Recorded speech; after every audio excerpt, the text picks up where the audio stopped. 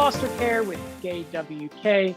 And so let's get started today. So you guys, by now, I hope you know who I am and why I'm here. But basically, I am a foster parent myself of a little baby boy. And I decided to get into fostering and document my story to becoming a parent on my channel here on YouTube, Kevin Adopts. So if you want to follow that, please, when this is over, check out Kevin Adopts and take a look at that, where I talk about all the craziness about this journey about fostering. So that leads us into today with Ruben Ramos, and we're going to talk to you and get to know you and your story and how you became a foster parent and what that journey was like for you. So can you introduce yourself, tell us a little bit about who you are and all of the goodness about who you are today. Certainly. Thank you, Kevin. Appreciate it. And thank you for having me. Really, I think it's a wonderful opportunity. It's certainly a great, forum for us to discuss these things. You're right. There isn't a lot out there about this topic or, this niche market. And so, thank you for having me, having us and for doing this in general. So a little bit about me. So normally usually the most common question is, why did you adopt? Why did you decide to adopt? And so, for me, it goes very far back as far as, still being a teenager, knowing that one day I wanted to adopt. I knew that one day I could envision myself being a dad and I wanted to adopt. That has always been my option, has always been my vision, that it was going to be through adoption. And so when I had the means and felt it was the right time, I started exploring that possibility and that opportunity. I remember that very funny. I was listening to one of the other stories, and how you went from one place to the other, and how you had how you came up with this idea, right? Like the aha moment. And so I was actually speaking with a friend of mine who is always trying to pair me up with someone. She's always trying to marry me off to someone. And so can I meet her? Can you please send her my number? So we actually met up to have, we're just having a conversation. And during that conversation, she once again throws out the idea of, maybe we should try different dating sites. Maybe we should try this and this. And like, I'll consider it. And so the next day I actually was sitting there and I was like, it's not that big of a deal for me. I've always said, this is the right time. I want to do this. And what am I going to do? Try to date someone and wait for that to be established and then adopt? And that's too long. So I was like, no, this is something I'm very passionate about. I want to do it. And I know that I can't commit someone else's passion and commitment to this. So the next day I filled out the application, and that same day for foster care. And that same day I applied for my citizenship. So I was not a citizen. I wasn't born here. So I applied, and that's when that whole thing started, 2016, March of 2016. I was born in Mexico, grew up in Texas, and I was in San Antonio living there at the top of my career when this happened. And that's when I began the process. And it was a lengthy process for me. I think like many single gay male, I would know that in my class, there was like 25 parents, and I was one of two that were single and they were men. And so it's always very kind of scarce population. And so the chances of me being selected, I was like, I don't know what my chances are, but I'll keep trying. And so that's how that went about. Was approved, started in March, went to the training in July. And by November of that year, I was approved to begin. I was certified as a foster home. And that was at the end of 2016. That's amazing, because there's similarities, but differences in my story. The similarity is that I understand what it's like, being, oh my gosh, first off, I'm gay. Are they going to say yes? And second off, I'm single. Are they going to say yes? But the difference is, like, I did it in 2020. So it was literally me. Like, I literally went through the entire training by myself. I can imagine sitting in a room with 25 other people or however many people, and there probably were couples and women, and probably majority women, and just being like, where am I? And am I fit for this? I could imagine that being the creeper sitting in the front of the room, just, the one of the only ones. And it's that way for when you go to adoption events. I don't know if you ever got a chance to go to adoption events, but if you ever seen the movie Instant Family, where they go to these adoption events, that's exactly what it's like. And so predominantly, it's a great, of course, very dramatic, exaggerated way of it, but it's very much like that. You show up to these adoption events, and it's most predominantly Anglo couples, very few singles. Maybe a handful, if even. and then I'm a minority, Hispanic, gay, and so there's like all these couples that always kind of hone in on the babies, and so it Yeah. is really awkward. It's a very awkward situation, at least for me. It was very awkward, and so I usually would go into these adoption events and kind of wait around for a bit until I actually felt comfortable kind of interacting with Mm. kids, because it's not an easy thing to really I go to. I definitely had feelings of, man, I'm so glad this is going here, because I had feelings of being scared. I think I might have spoken about this in our first video or maybe on my YouTube or something, but feelings of being scared of like people saying, oh, you're gay people abuse children, and that's why you're here and you're single and all of that stuff. So to go, I could imagine going to an adoption event and, having to, yes, most people want to adopt an infant or whatever, but Right. I commend you, man, for doing that, because it would be scary. And as you share that, I think of how lucky I was to be able to go through all the trainings and everything by myself, because all I had was an advocate at the agency rooting me on this whole way through.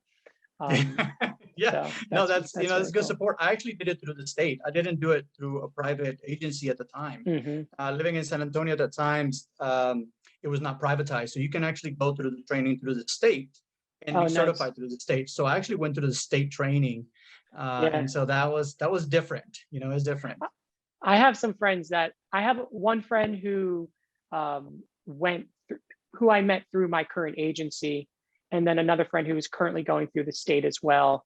And some people do ask like the difference is like, do they have agencies where you're at now? Mhm. And so what is the difference there as far as the process if you're going to go through a foster agency or through the state directly? Yeah, certainly. So it is, by the time that I was done with the adoption process, which was almost, 3 years or so, at that time, the region did privatize, meaning you had to recertify with an agency. There was no option of Oh, just being certified through the state. So everything that wow. I had gone through the training, I had to recertify with an agency. Yeah, yeah, really. I'm like, Man, I love this kid. man, yeah, right. I had been doing Wait, it so you for, you already had your son at that I time, did. right? Okay, Right. I'd so had him we'll for get a into that. year, and that's when they're like, "Yeah, you gotta select an agency. And so you Mhm. have to go through the recertification process again." And so I did. And I shopped around for, I think 10, 14 agencies. I interviewed each one because you have a lot of faith-based agencies. I'm not sure Mhm. about other states, but in Texas, there's a lot of faith-based agencies, and they require, they can't discriminate against you being gay, but they certainly put some parameters and trainings that for me is just like, why am I going to put myself in that situation where I'm not Mhm. necessarily accepted? So I didn't go about that route. So I did recertify. And so the difference that I found is that, of course, when you go through the state, we're talking about state funding. This is the training that you're going for. You're not going to have as much support. Yeah. The caseworkers, bless their heart, they're underpaid and overworked, and they are, routinely changing. And so you just don't have the same consistency that you would with an agency. You don't have, and unfortunately, the same quality, and I can see why. And so it's just more inconsistent, bigger volume. The quality is not as great. And so not that it's bad, but it's just not great. And so with an agency, you do have more consistency. They have more centered trainings that are more applicable to you, that are more, Yeah. kind of quality of the agency. The support for me with the agency was better. It is more the rapport that you build with your caseworker. For me, was better, more consistent. It was a better quality for me with going with an agency. Yeah, I found that from my experience that the people that are not with a licensed agency here, because in LA there you could go, like I said, directly through the state. The agency tends to be more consistently communicating with you, I find. Um, Mhm. and like I just got an email the other day from them about a training that's available, because here you're required to have 8 hours of training every year to maintain your license, to recertify every year. I want to kind of maybe jump around a little bit and ask you about your son and the initial placement. was he your first placement? Was he, what was that? What was it like, maybe right before him, and then as you met him and things like that? Yeah, it was draining. It was Yeah, great. yeah. Very unique situation. I mean, something that I could not have planned. He was Mm, my only placement. He's been my only foster placement and the one. And so the way that mm, I went about it is I started in March of 2016. That entire year, of course, I was certified at the end. So really 2017 is when I kicked off into going into the events and being matched, right? Consistently, no, no, no. I went to 3 different adoption events. At each one, I did meet children that I would inquire about, and then just was not selected. My caseworker would send me children, profiles, and then I would kind of dissect it, think about it. Am I a good fit for this child? Are they a good fit for me? And there was just no match. There was a few that I said yes to and just was not selected. So Hector was actually my third and final event that I went to. I met him. Actually, I became a citizen like in May, and then 3 days later, I met him. And oh, I met him at an event, and he was nonverbal, did not speak. I remember when I first saw him, I was just like, I, this kid, I love this kid. I didn't say anything oh, because I had already gone through that so many times. And I remember seeing him there, and he was just, I still remember that. I remember exactly what he was wearing, his look, everything. So I spent the entire event with him, and his case, I guess, foster mom at the time said, he really responds to your command very well. I mean, Hector was not an easy child to have. mm. He was How old was he nonverbal. at that time? He was 7 years old, Wow, nonverbal, and with autism. And so you're talking about someone, wow. if children are in foster care and they're ready to be adopted, it's because things have gone really wrong. 90% of them have Absolutely. encountered at least multiple types of abuse.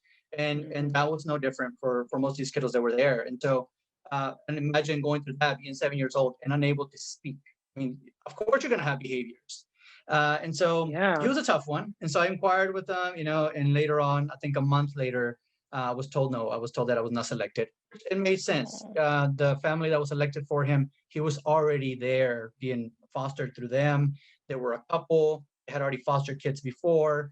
So, he was in Austin, I was in San Antonio. I would have had to switch all his providers and stuff. So it made sense on paper, right? I mean, I couldn't be mad about it, but I was heartbroken because when I of saw him, I was like, course. he's the one. And Oh, so anyhow, after that, up to that point, I think, you mentioned about adopt only and how we go about this process. Up to that point, I was adopt only. I was like many parents, I'm sure, that are like, get in the system. They're like, I don't want to be heartbroken. I don't want to like have to give a child back. I don't want the whole yes. reunification. Yeah. And how am I going to deal with it?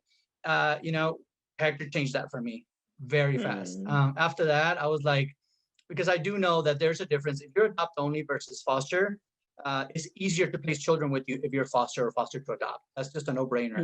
The mhm, adopt only process is more tedious. You go through more meetings, and then what if it doesn't work out, right? And so mhm, it is a different process. I can see why they don't select as many that are adopt only. It makes sense.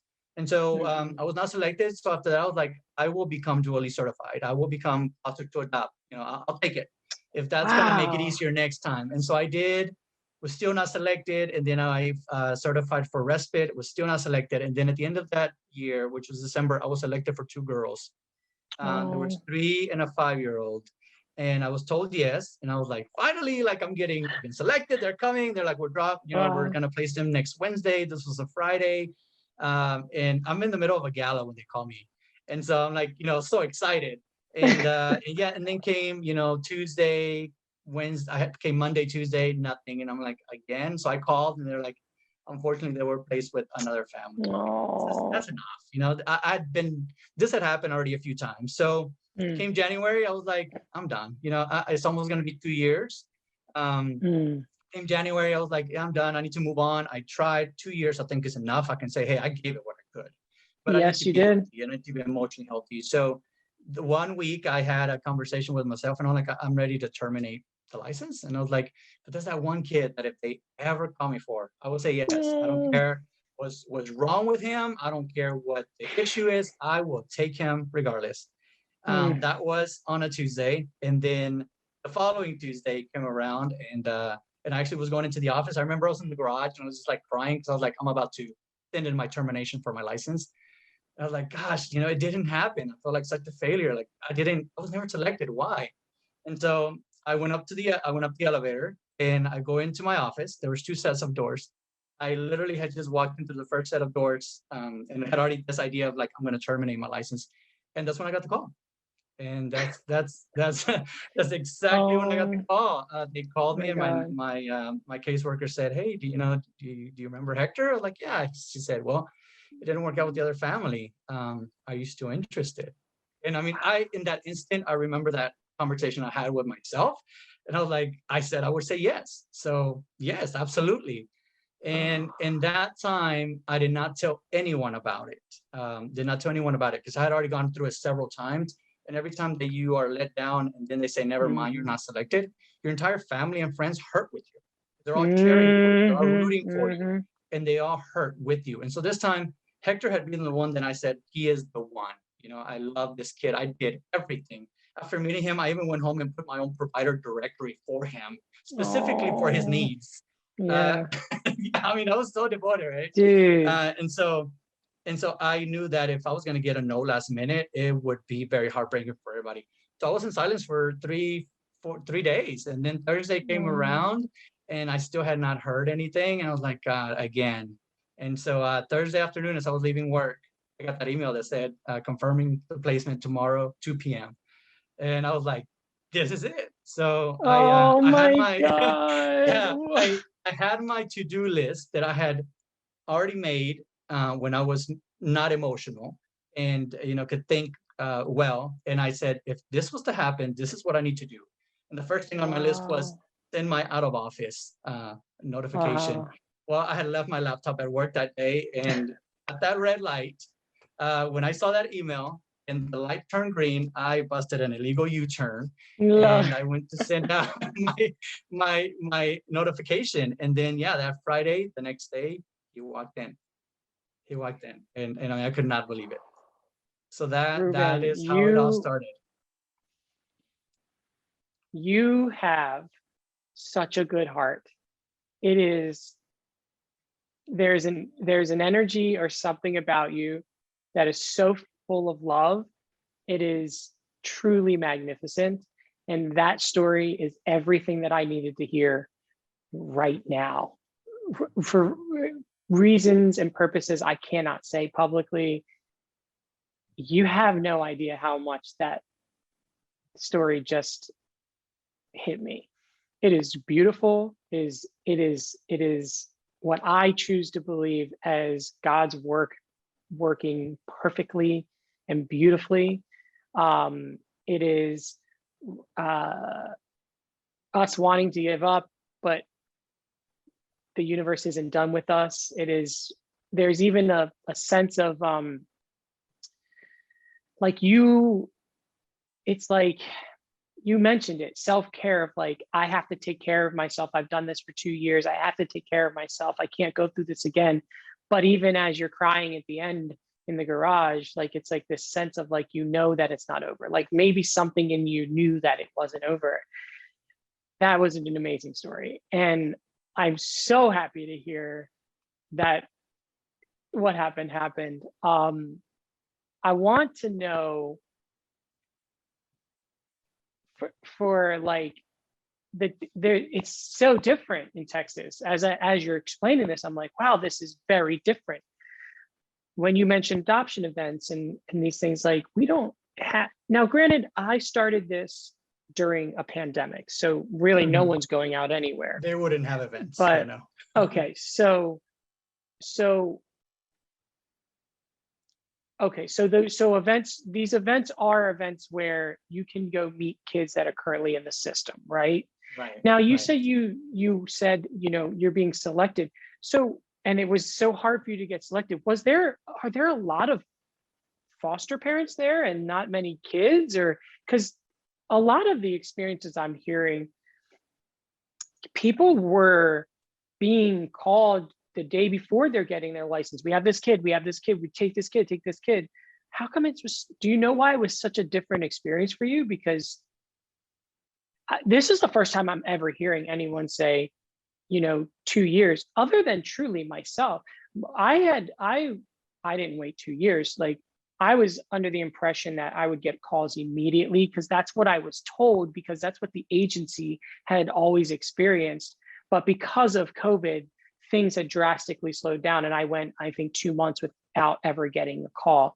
But do you know why it took 2 years? Like, was there just why were you not getting picked? Do you know? Yeah, yeah. And I would say, not necessarily selected. I was sent a few profiles a few times where they were like, what do you think about this child? Like, this would be a good fit for you, da da.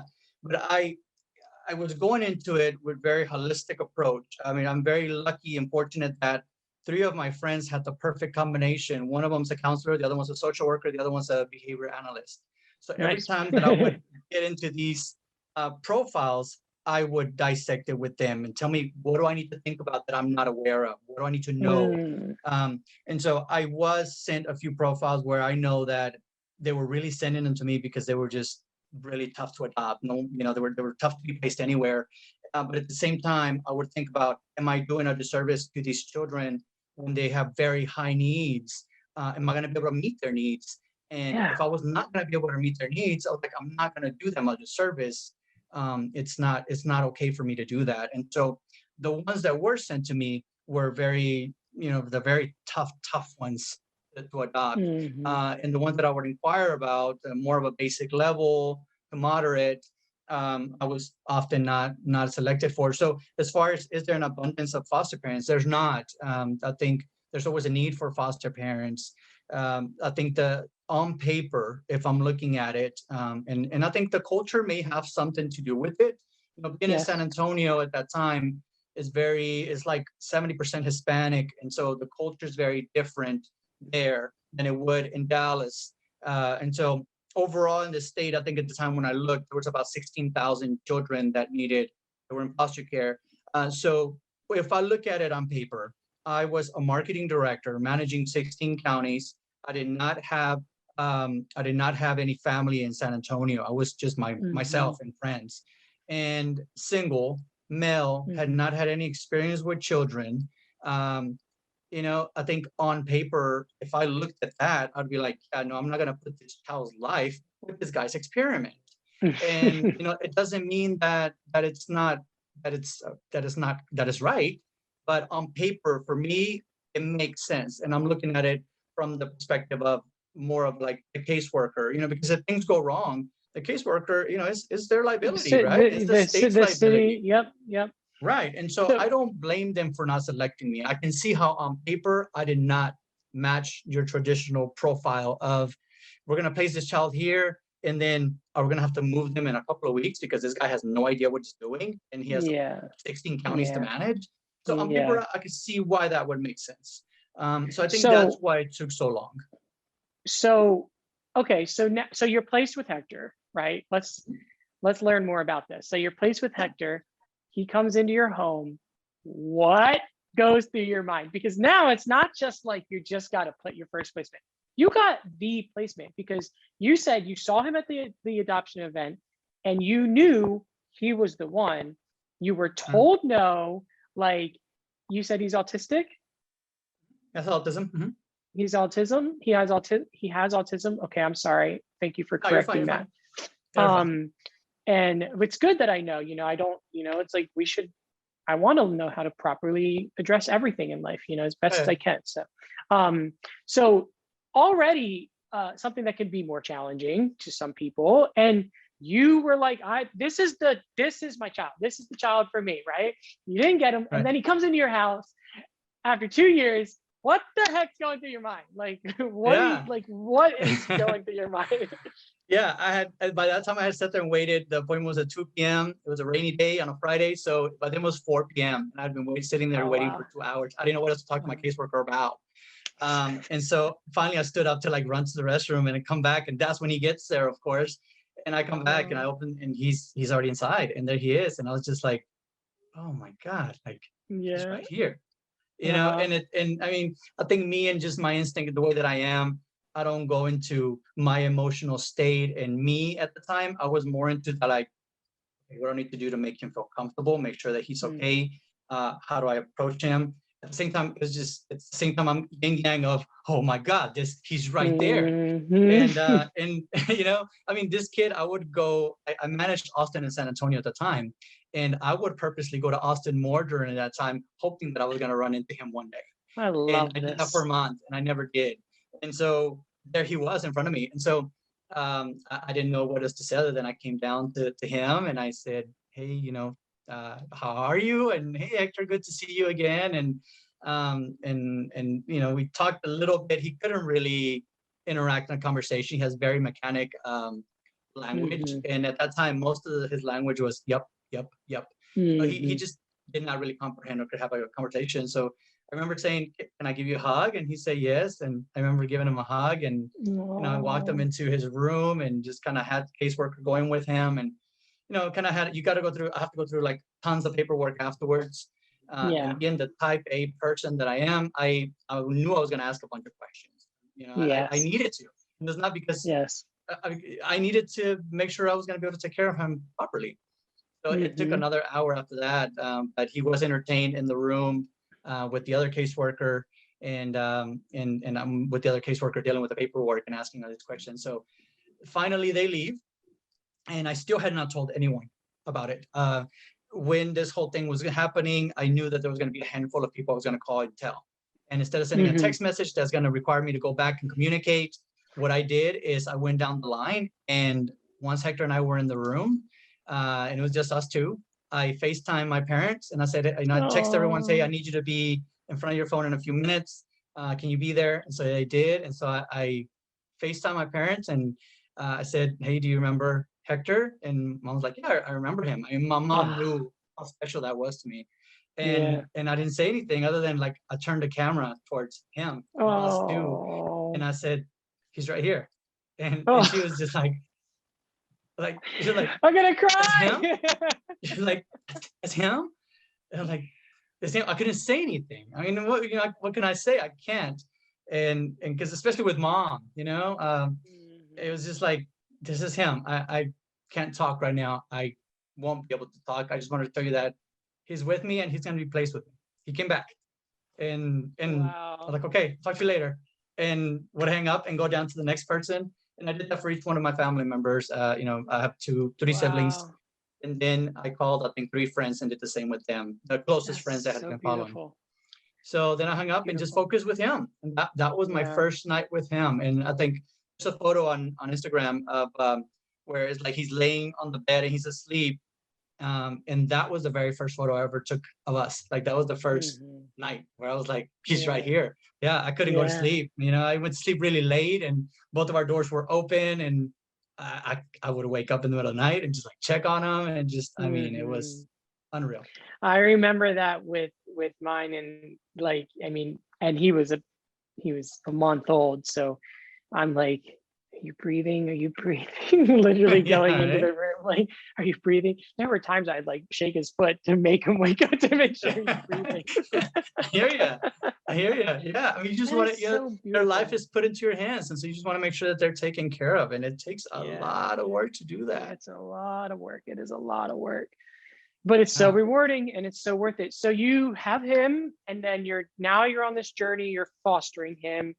Um, what is the process of, when did things start turning around to adoption, and what was that like for you guys?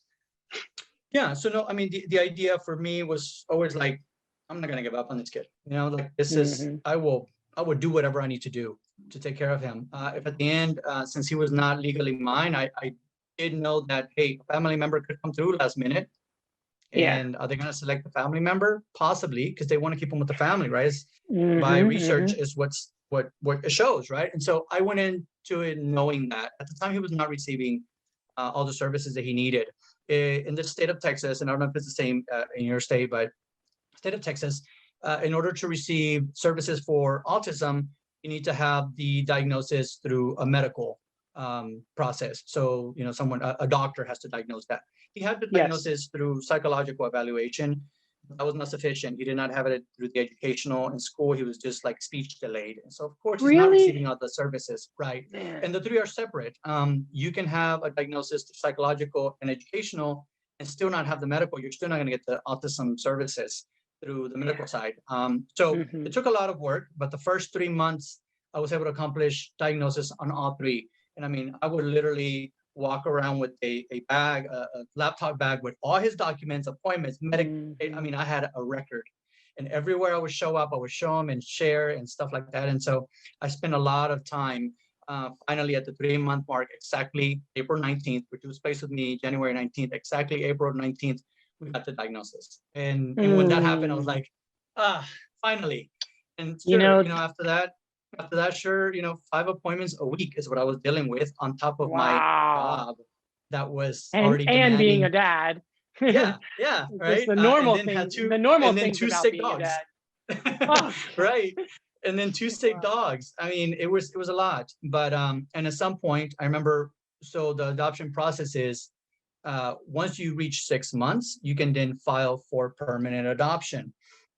I reached those 6 months, and that was probably one of the toughest times because that's when he was already healing and behaviors were awful. Oh yeah. There were a lot to deal with. I can't tell you how many times I left work to go pick him up from daycare, from school, from I mean, I was there and I was like, call me. I made myself available because I was like, I Mm. want to be here. I want to be able to provide that support and teach me Mm. what happened with the behavior so that I know how to apply it, what I can Mhm. teach to the therapist and therapists can share with me. And so it's a consistent cycle there.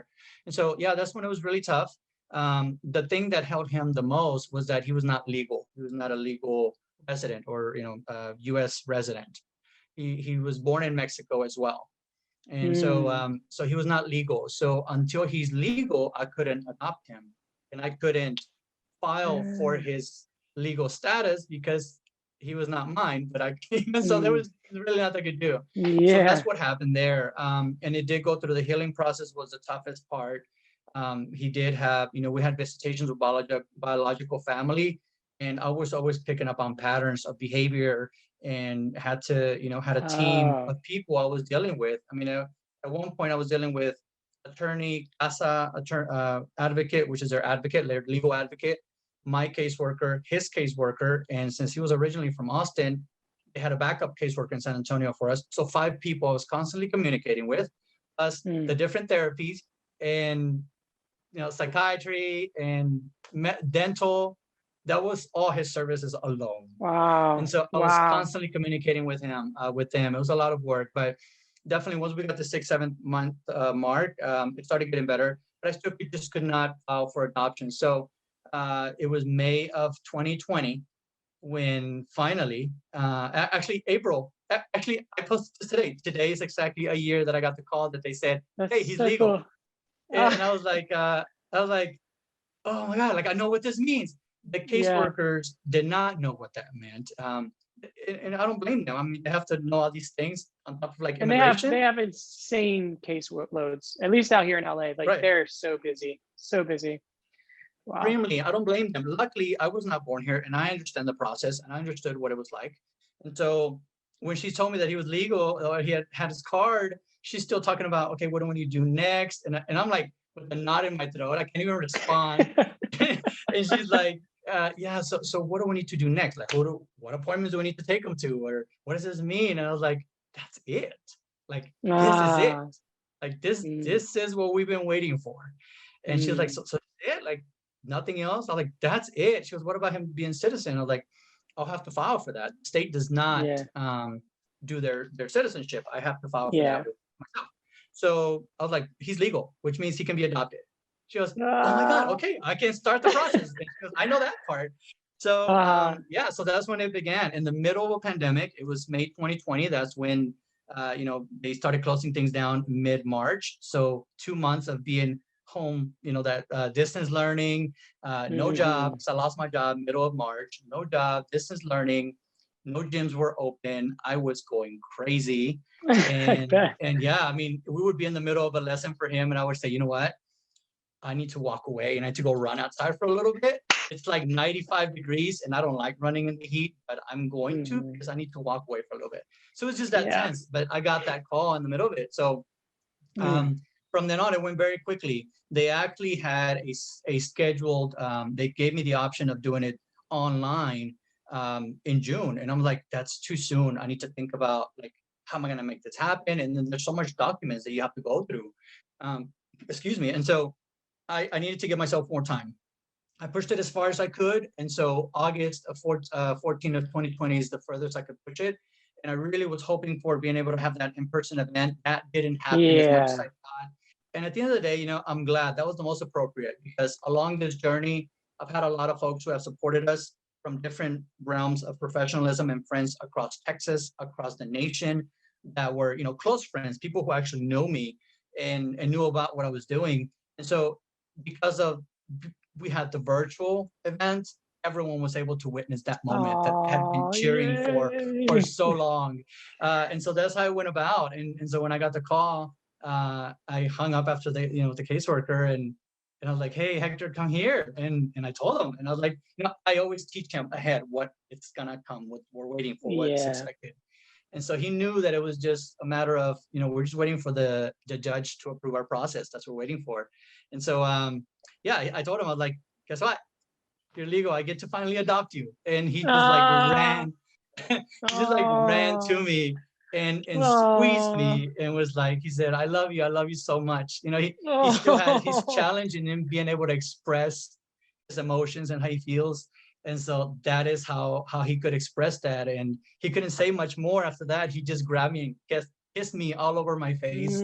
And I know that Mhm. was, that's just what he was trying to express.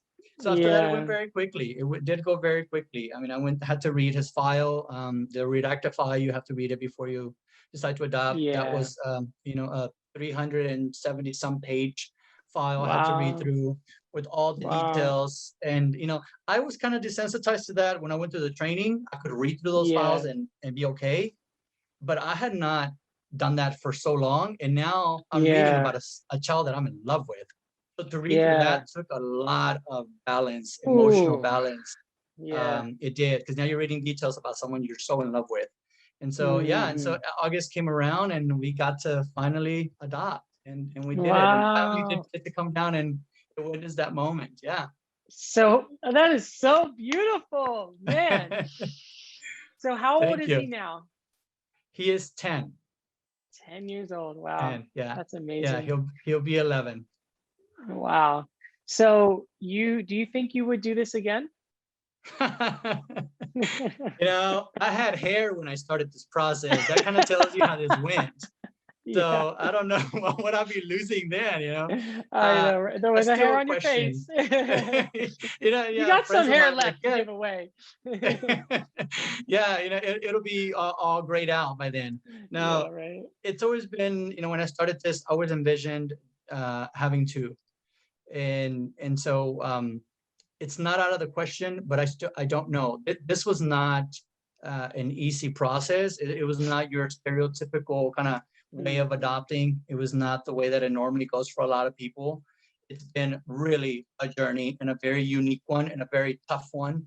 And Mhm. so I don't know. I don't know. I have to I can really need a break. I can look, that's not even a trick question or interrogatory question or anything like that. Like I'm only, officially just over 2 months of having my child with me. And I can say that as a single person, one for me is the max, like maybe when he's older, I could do something like that. But I do think that two is it's a lot, so maybe when I'm with someone, that's a whole Right. nother story, you have that help. Right. But doing it by ourselves, it's a lot of work. And you said it, the process is intense. It is intense. I've been to so many doctor's appointments, so many, motor skill appointments, all different types of things. And but we do it because we love these children, so Exactly. Exactly. honestly, that's about it. Like this was perfectly perfect. This was a beautiful example of, I think, why, just an example of how someone who is gay and single can step up and be a dad. You have done everything that a father should do for their child. I don't care how they became their father. you are doing it, and it is exactly what I think this is about. So I just applaud you because it's a beautiful story. I would like to ask you if there's anything you last want to say, and then also, like, do you want to give up your Instagram or anything? We'll put it in the description, and people could follow your journey or anything like that. Yeah, sure. Yeah, no, absolutely. My account's not private anymore. Okay. So yeah, you can totally put it on there. It's What is your Ramos Instagram backwards. handle? It's Okay, Ramos gotcha. backwards, which is Okay. Somar, and then RR27. Okay. That's the screen name. So yeah, they're welcome to add it on there. But I think if I could say anything to any parents who are looking to do this, because since I started opening up about this, which is really just a few months ago, I did not share any of this for a long time. I was very private throughout the process. So it wasn't until lately I've received an amount of messages that are very heartwarming, that have been very deep. That takes a lot of courage, I think, to share with a stranger who you have no idea who they are, but yet they read your story and they're like, wow, this is deep, and I want to share something deep as well. And you're like, this is amazing. Yeah. I can't believe that just my life is inspiring someone else. And I think that the best thing to say is just don't give up. I mean, don't give up. Yeah. Be patient. It's gonna be frustrating. Know that it's not about you, and eventually things will have to change. Very importantly, boundaries. Boundaries. Your life has to change in order for this child to grow. They will not grow in your current lifestyle. You will have to change, and change is uncomfortable, and it's a lot of work to work through. Always have a therapist. Always have a deal of support of people who are willing to say, hey, I want to give you a day off.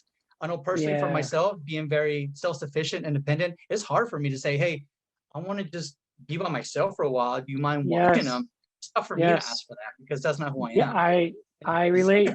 I relate. So have friends and family who are willing to step up and say, hey, I want to give you a few hours off. And it's okay to not get it right the first time. I wanted to give up many times, and many times I cried a lot and said, can't believe I'm doing this, and maybe it's not for me. But just don't give up. It does get better as long as you continue to do it. Be patient. It's going to be frustrating. It's not going to be about you, but it's certainly worth it. If it's truly meant to be and is truly genuine about doing this, it'll happen. It's going to be tough. So, man, this is great. You're such a good person. You're such a good person. I don't even know how else to say it. So thank you for sharing your story. And if you guys want to check out more of my story, you can just search on YouTube for Kevin Adopts, and the link's also in the description. Follow my journey there, get to know me and my little baby. And thanks everyone for watching. Peace out. Have a good day. Bye. Thank you.